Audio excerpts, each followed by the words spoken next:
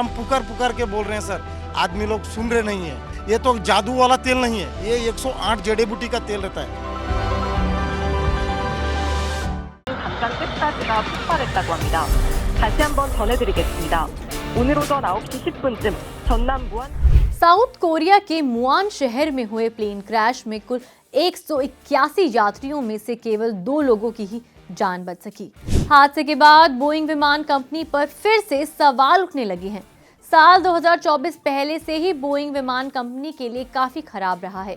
विभिन्न देशों में चल रहे इसके विमान कई बार हादसों का शिकार हो चुके हैं। इस हादसे पर पायलट ने भी अपना बयान जारी किया है। आइए जानते हैं उन्होंने क्या कहा और बोइंग पर क्या सवाल उठ रहे हैं और वो कितने हद तक सही हैं। हेलो नमस्ते, मैं हूं आपकी होस्ट नेहानंद और आप देख रहे हैं जागरण वीडियोस।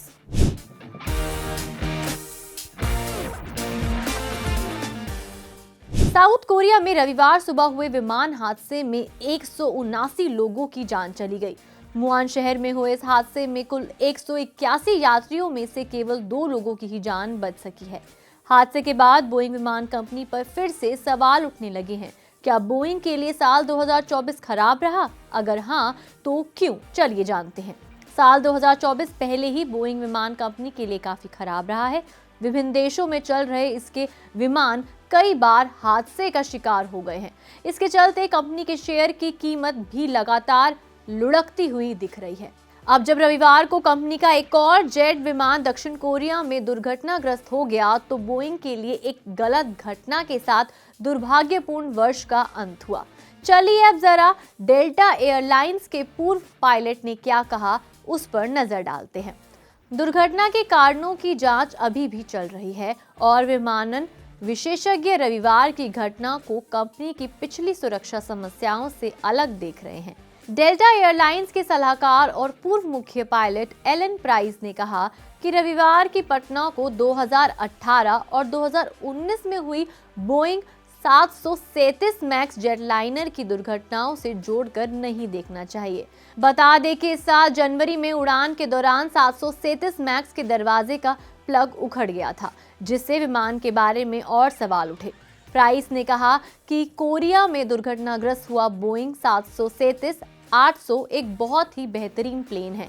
2024 में कंपनी के शेयर की कीमत में 30% से अधिक की कमी आई है। सुरक्षा के लिए कंपनी की प्रतिष्ठा विशेष रूप से 737 मैक्स दुर्घटनाओं से धूमिल हुई थी। साल 2018 और 2019 में 5 महीने से भी कम समय के अंतराल में इंडोनेशिया के तट पर और इथियोपिया में ये हादसे हुए थे, जिसमें कुल 346 लोग मारे गए थे। तब से 5 वर्षों में बोइंग को $23 बिलियन से अधिक का नुकसान उठाना पड़ा। क्या आप जानते हैं कि बोइंग के सीईओ ने इस्तीफा तक दे दिया था? सुरक्षा समस्याओं के बढ़ने के कारण बोइंग के सीईओ डेविड कैलहॉन पर भारी दबाव आ गया था, जिसके बाद उन्होंने अगस्त में सीईओ के पद से इस्तीफा दे दिया। जनवरी से अब तक 70,000 बोइंग कर्मचारियों ने सुरक्षा में सुधार की मांग की है और इसके तरीकों पर चर्चा करने के लिए बैठकों में भी भाग लिया है। यहाँ तक कि इन कर्मचारियों ने स्ट्राइक तक करी है। ये सब होने के बावजूद भी ऐसे हादसे अभी तक जारी हैं। इस पूरे मामले पर आपका क्या कहना है और बोइंग कितना या किस हद तक दुर्घटना के जिम्मेदार है? आप हमें कमेंट सेक्शन में जरूर बताएं।